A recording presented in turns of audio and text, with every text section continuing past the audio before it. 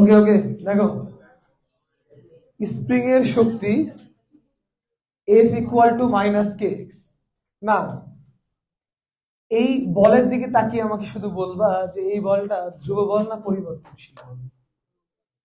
বলের দিকে তাকিয়ে আমাকে একটু বলো যে এই বলটা ধ্রুব বল না পরিবর্তনশীল বল। পরিবর্তনশীল বল। তাহলে এই যে স্প্রিং এর যে বল আছে, এই বলের জন্যই তো তোমার মধ্যে শক্তি সঞ্চিত হবে, তাই না? এই স্প্রিং এর বলের কারণেই কি শক্তি সঞ্চিত হবে না? তাহলে বল দ্বারা যেই কাজটা হবে ওই কাজটাই শক্তি হিসেবে সঞ্চিত হবে, নাকি না? তাহলে বলের দ্বারা যদি আমরা কিন্তু কাজ বের করতে পারি ওটাই সঞ্চিত শক্তি। তাহলে যদি আমরা কাজ বের করি, বলো তো পরিবর্তনশীল বল দ্বারা কাজ কি করে বের করে? ইন্টিগ্রেশন করে। সো আমরা ইন্টিগ্রেশন এফ ডিএক্স করব। ইন্টিগ্রেশনে বসিয়ে দিব মাইনাস কে এক্স ডিএক্স। আর ইন্টিগ্রেশনটা আমরা শুরু করব একবারে ইনিশিয়াল পয়েন্ট থেকে। আমাদের ইনিশিয়াল পয়েন্ট হচ্ছে 0, আর যখন আমরা ছেড়ে দিব তখন বস্তুটা তার সর্বোচ্চ পর্যায়ে চলে যাবে, যে জায়গায় আমরা বলবো এক্স। মানে প্রথমে প্রসারণ ছিলই না, at the end of the টাইমে গিয়ে এক্স পরিমাণ প্রসারিত হয়েছে। এটা তো বিস্তার না, এটা তো বিস্তারের সাথে সাথ নাই। নাও মাইনাস কে টা বের হয়ে গেল। আর তোমরা জানো এক্স এর ইন্টিগ্রেশন হচ্ছে এক্স স্কোয়ার বাই 4, নাকি? আচ্ছা, x square by 2, upper limit x, lower limit 0, তাহলে হয়ে গেল মাইনাস কে এক্স স্কোয়ার বাই 2, আর পরেরটা 0, মাইনাস 0। সো এটাকে সুন্দর করে লিখলে আমরা কাজ পেয়ে গেলাম মাইনাস হাফ কে এক্স স্কোয়ার। মাইনাস পাওয়াই স্বাভাবিক, কারণ এই কাজটা আমরা বাইর করেছি স্প্রিং বল দ্বারা। আর যাবতীয় সঞ্চিত জিনিস, পৃথিবীতে যত ধরনের সঞ্চিত শক্তি আছে সবগুলোর আগে একটা কিউট করে মাইনাস হয়। পৃথিবীতে যতগুলো সঞ্চিত শক্তি আছে সবগুলোর আগেই একটা কিউট করে মাইনাস হয়। ওকে, যতগুলা সঞ্চিত শক্তি আছে সবার আগেই একটা কিউট করে কি হবে বলো দেখি? মাইনাস হবে। হ্যাঁ, আমরা প্লাস দিয়ে এটা ভুল, আমরা তো মাইনাস এম দিয়েছি বলি, মাইনাসটা উজ্জ্বল করে দিয়ে মানে কৃতকাজ। ধর তুই একটা কলমকে উপরে তুললি, কাজ তো মাইনাস এম জি। সঞ্চিত শক্তি মানে সঞ্চিত ওয়ার্ডটা দিয়ে আসলে মাইনাসই বোঝানো হয়, ওই পরিমাণ কাজ ওই করতে পারবে, তারপরে তার কাজ 0 হবে। এর মানে সঞ্চিত শক্তির সাধারণত মাইনাস দেওয়া হয়, যেমন বিভব শক্তির আগে সাধারণত একটা মাইনাস লাগানো হয়। সঞ্চিত শক্তি তো সাধারণত বিভব শক্তি, এবং মোটামুটি যতগুলো বিভব শক্তি আছে সবই নেগেটিভ। ঠিক আছে, এটারই প্লাস ফর্মটা আমি লিখতেছি। এটা হলো স্প্রিং এর শক্তি, এটা হলো স্প্রিং এর মধ্যে সঞ্চিত শক্তি। এই সঞ্চিত শক্তিটা স্প্রিং এ সঞ্চয় করার জন্য কি আমাকে এরকম টানতে হয়েছে না? তাহলে আমি যদি এখানেই প্রশ্ন করি যে ব্যক্তি দ্বারা কৃত কাজ কত, ব্যক্তি দ্বারা কৃত কাজ কত? ওকে, আমি যদি কোশ্চেন করি ব্যক্তি দ্বারা কৃত কাজ কত, তাহলে কি হবে বলো দেখি? এই জাস্ট মাইনাসটা আমরা শুধু এখানে রেখে দিব না, আমরা এটাকে নিয়ে একটু নাটক করব। আসো নাটক করি। হাফ কে এক্স স্কোয়ার কে আমরা লিখতে পারি হাফ ইন্টু কে এক্স, তাই না? দেখো তো, হাফ কে এক্স স্কোয়ার, এটাকে কি আমরা হাফ ইন্টু কে এক্স লিখতে পারি না? ও আরেকটা এক্স লিখতে হবে, লিখলাম। এবার দেখো তো লিখতে পারি কিনা হাফ এফ এক্স, এটা মনে রাখতে হবে। এবং এটা শুধু স্প্রিং এর জন্য না, নরমালি কি বলতো, নরমালি কাজ হচ্ছে বল ইন্টু সরণ। নরমালি এইখানে আমরা কাজ ইকুয়াল টু পেলাম হাফ ইন্টু বল ইন্টু সরণ। এখানে আমরা কাজ হিসেবে কি পেলাম? হাফ ইন্টু বল ইন্টু সরণ। এবং এটা শুধু স্প্রিং এর জন্য না, পৃথিবীতে যত ধরনের এসএইচএম আছে সবার জন্য এটা সত্য। কেন সত্য আমি একটু ফিলিংস দিয়ে বোঝাই, শোনো। পৃথিবীতে যতগুলো এসএইচএম আছে আমার জানা মতে সবার জন্যই ঘটনাটা এরকম, মানে এফ ইকুয়াল টু মাইনাস কে এক্স, তাই না? মানে পৃথিবীতে যত ধরনের এসএইচএম আছে সবার জন্যই মোটামুটি তো ঘটনাটা এটাই, নাকি ডিফারেন্ট কিছু? মোটামুটি এটাই ঘটনা, হ্যাঁ কি না? তো পৃথিবীতে যতগুলো এসএইচএম আছে সবার জন্যই যদি ঘটনা এটাই সত্য হয়, তাহলে সবার জন্য একটা ধ্রুবক কে না হোক এবি সিরিজে লিখতে পারবো। তাহলে কাজ এখানে কে না হোক এবি সিরিজে আসবে। তো যাই হোক, এখানে কে না হোক এবি সিরিজে আসবে, ঘুরে ফিরে হাফ ইন্টু এফ এক্স আসবে। যত ধরনের এসএইচএম আছে সকলের জন্য কৃত কাজ হচ্ছে হাফ ইন্টু বল ইন্টু সময়। এসএইচএম এর জন্য এটাই।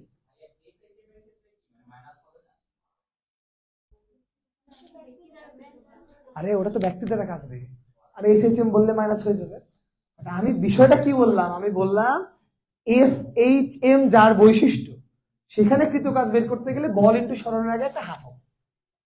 যত এসএইচএম আছে সব এসএইচএম, বুঝতে পেরেছিস? তাহলে এই জিনিসটা আমাদের অনেক সময় ছোট্ট মরিচ কিন্তু প্রচুর পরীক্ষা গেল, বুঝতে পেরেছি? ক্লিয়ার? ওকে। তাহলে আমার মনে হয় না যে স্প্রিং এর শক্তি টাইপে কোনো প্রবলেম থাকার কথা, কারণ পরীক্ষায় যাই দেখ তুমি হাফ কে এক্স স্কোয়ার করে দিবা, উত্তর হয়ে বসে থাকবে। ওকে, টপিক থেকে বিদায়, এরপরের টপিকে চলে যাচ্ছি আমরা। এরপরের টপিকের নাম হলো স্প্রিং এর কাটাকাটি। স্প্রিং এর কাটাকাটি বা জোড়া দেওয়া। আমার বানানো টপিক তো নামগুলো একটু এরকম, স্প্রিং এর কাটাকাটি বা জোড়া দেয়া। দেখি আমরা কাটাকাটি কি করে করব আর জোড়া বা আমরা কি করে দিব।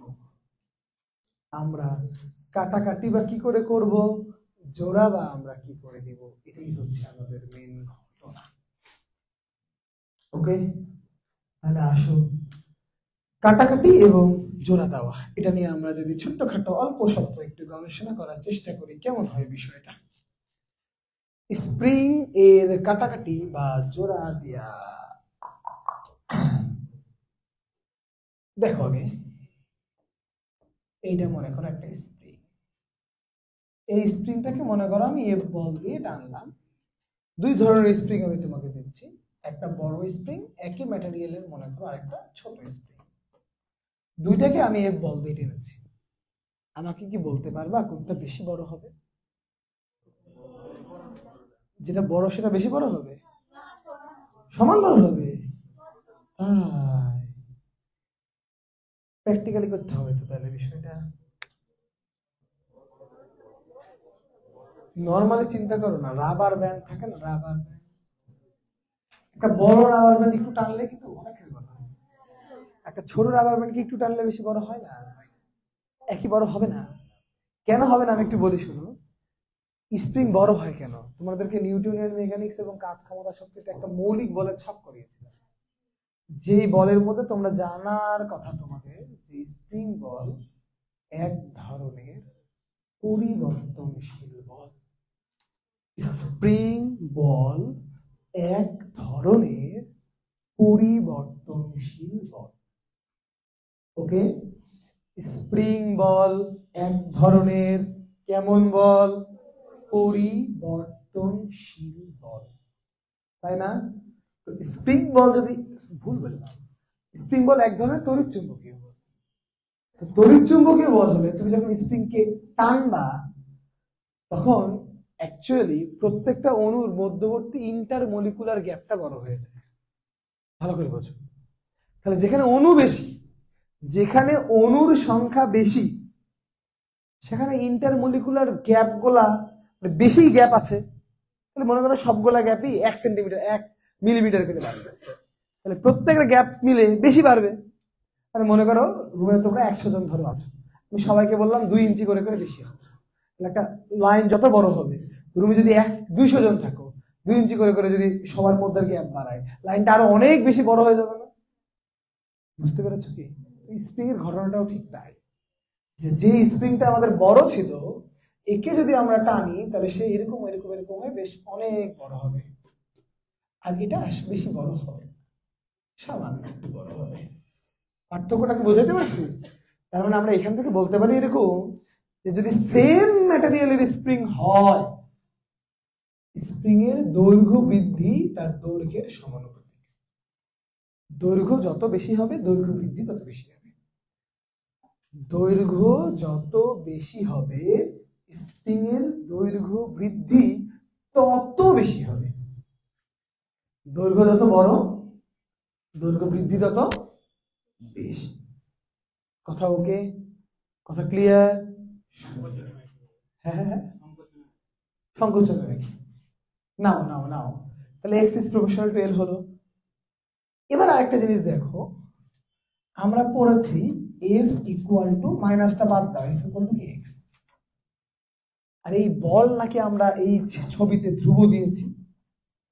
এই বল যদি ধ্রুব হয়, বল যদি ধ্রুব হয়, তাহলে আমরা বলতে পারি না, দেখো K is proportional to 1/x।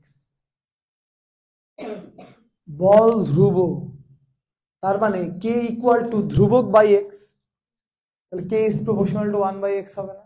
এর মানে কি, যদি ভিন্ন ম্যাটেরিয়াল হতো, যার কে বেশি সে কম বড় হবে, যার কে কম সে বেশি বড় হবে, এরকমই হওয়ার কথা, অন্য কিছু হওয়ার কথা না। কে মানে কি? কে মানে স্প্রিং ধ্রুবক, কে এর একক হলো নিউটন পার মিটার, অর্থাৎ 10 নিউটন বল প্রয়োগ করলে 1 মিটার বড় হয়, এরকম টাইপের জিনিস। যার কে বেশি তাকে বড় করতে বল বেশি লাগবে, যার কে কম তাকে বড় করতে বল কম লাগবে, যার কে বেশি তাকে বড় করতে বেশি বল লাগবে, যার কে কম তাকে বড় করতে কম বল লাগবে। এই পর্যন্ত ক্লিয়ার? এই পর্যন্ত ওকে? হ্যাঁ কি না? পারা যাবে? যাবে? গেলে ভালো, না গেলে আরো ভালো। তো ক্লিয়ার তো? আচ্ছা, এবার শোনো,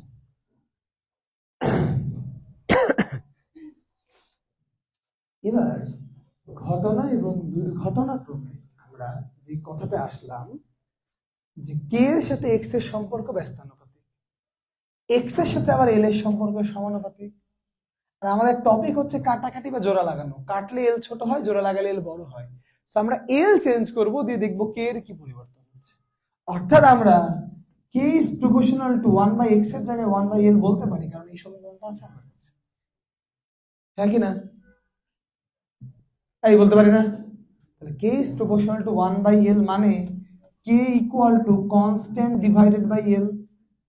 এর মানে k into l equal to constant, এর মানে k1 l1 equal to k2 very important একটা fact, k1 l1 equal to k2 l2, very very important fact. তো এই যে তোমরা দেখতে পাচ্ছ k1 l1 equal to k2 l2, এই লাইন দিয়ে আমরা মূলত অঙ্ক করব। k1 l1 equal to k2 l2, মূলত এই লাইন দিয়েই আমরা অঙ্ক করব। এই কোন লাইন দিয়ে করব?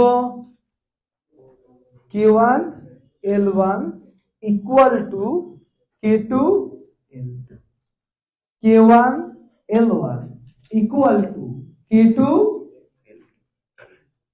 এই পর্যন্ত বুঝিতে কোন জায়গায় কোনো সমস্যা আছে? কোন সমস্যা আছে? কোনো সমস্যা নাই, ভেরি গুড। সামুচা খাও। তাহলে আসো আমরা অঙ্ক করতে দিই। এই অঙ্কটা বইটা অনেকবার এসছে, সহজ অঙ্ক। আগে যখন বইটা এমসিকিউ ছিল তখন আসতো। মোটু পাতলু দেখবা, সামুচা খাবা।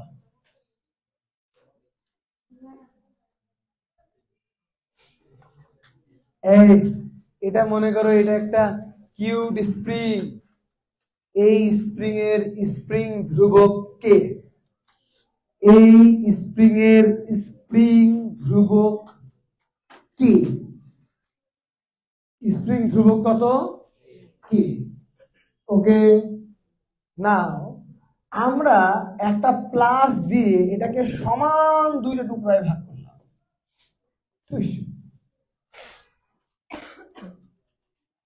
তাড়াতাড়ি বলো, অন্য বেতনে তাড়াতাড়ি বলেছিল এই দুইটা টুকরার নতুন স্প্রিং ধ্রুবক কত?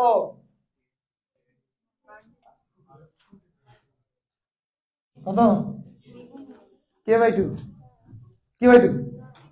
তোমাকে খুঁজছে আমেরিকা।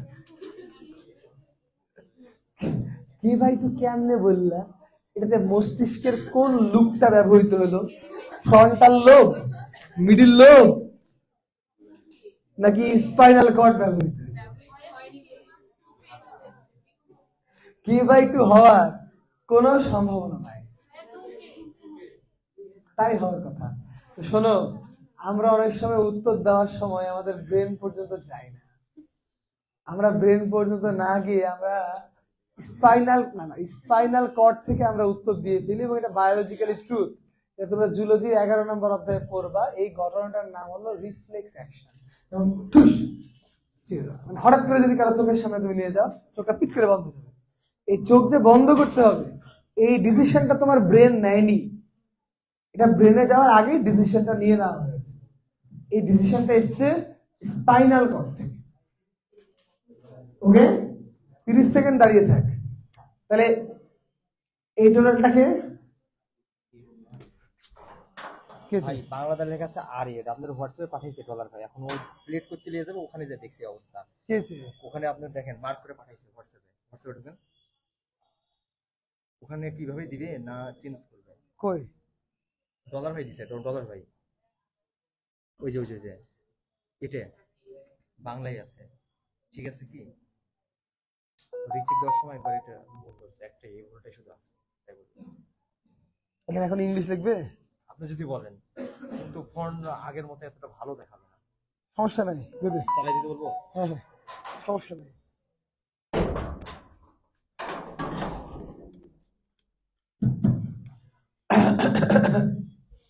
শোনো, ঘটনা এবং দুর্ঘটনার সমন্বয়ে মর্মান্তিক একটি ঘটনা। বেচারা স্ত্রীটা কেটে হয়ে গেছে 2 টুকরা। এখন কি হবে? এই টোটালটা লেন্থ মনে করা ছিল এর, তাহলে এর লেন্থ হবে L/2, এর লেন্থ হবে L/2, তাই না? তাহলে আমরা এখানে কি বলতে পারি জানো? আমরা এখানে বলতে পারবো K1 L1 equal to K2 L2, K1 L1 equal to K2 L2। এবার ভালো করে বুঝো, K1 এর মান হচ্ছে K, L1 এর মান হচ্ছে L, K2 এর মান তুমি বের করবা, L2 এর মান হচ্ছে L/2, so that K2 এর মান কি হবে? 2K। মানে তুমি যত ছোট করবা K তত বড় হবে।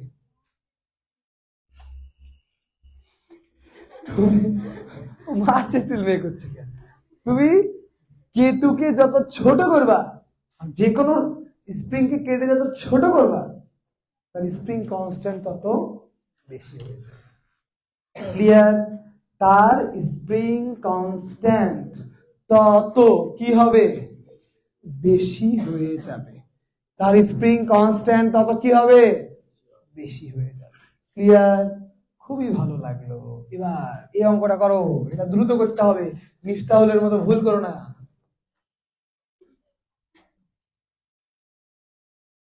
আর কত বড় করবো? থাক। এই স্প্রিংটাকে কেটে আমরা এরকম করে 3 ভাগ এবং 5 ভাগ করলাম।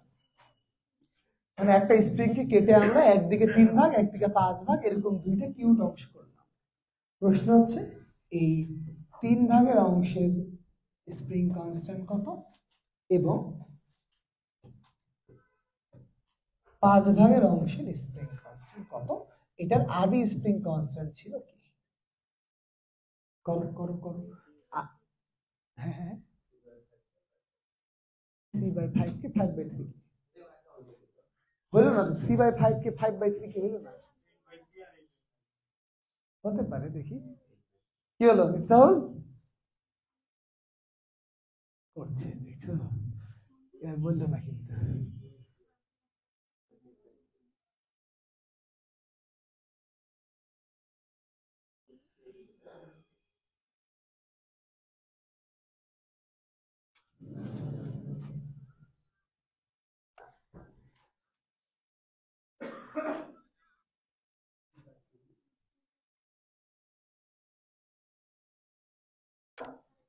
এত টাইম তো কারো লাগেনি। 8/3 কি আর একটা 8/5 কে, বাস। কারণ এরকম দেখো, প্রথমে যখন কে ছিল দৈর্ঘ্য ছিল 8, পরে মনে করো K3 হলে দৈর্ঘ্য কত 3, তাহলে K3 হবে কত 8 কে বাই, অনুরূপ ভাবে K5 হবে কত 8 কে বাই 5। তা আমার জানা মতে আমরা কাটার অঙ্ক যেভাবে করতে পারছি, জোড়া লাগানোর অঙ্ক একইভাবে করতে পারবো, আলাদা করে করানোর দরকারই নাই। জোড়া লাগালে কি হবে বলো তো? এল বাড়বে, সূত্র তো একটাই, K1 L1 = K2 L2। এই অঙ্ক পারবা না এরকম কি আছে? পারবো তো সবাই নাকি? কি বলো? এই পারবা? K1 L1 = K2 L2, পারবা তো? পারবা? ওকে, আজকে পড়া এই পর্যন্তই। এবার আমরা পরীক্ষার সলভ দিব, আর তোমরা চিরকুটটা পার করে নিয়ে নাও।